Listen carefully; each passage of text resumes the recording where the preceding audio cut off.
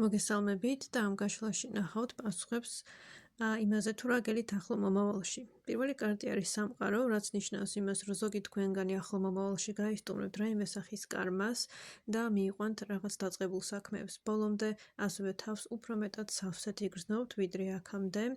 შემდეგი კარტი გვაქვს ტუზი, კერძოდ თასების ტუზი, რაც ნიშნავს იმას, რომ ახალი დასაწყისი გექნებათ, უფრო ემოციურად დადებითად იგრძნობთ თავს, ზოგი თქვენგანისთვის შანსი აქვს რომანტიკული სიტუაცია განვითარდეს, ასევე უბრალოდ შინაგანად ემოციურად პოზიტიურ ემოციებში აღმოჩნდეთ და რაიმე გაგიხარდეთ და საბოლოო კარტი, რომელიც აქ ამოდის, ეს არის მოთმინების და ბალანსის კარტი, რაც ნიშნავს იმას, რომ თქვენს გარშემო ახლა არის დიდი სულიერი დაცვა და სამყარო მოგიწოდებთ იმისკენ, რომ უფრო მეტად ენდოთ თქვენ საკუთარ თავს და სამყაროს.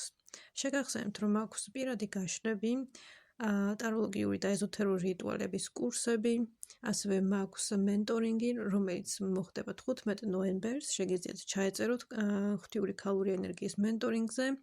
დამატებითი ინფორმაციისთვის მომწერეთ პირადში. მადლობა და წარმატებები.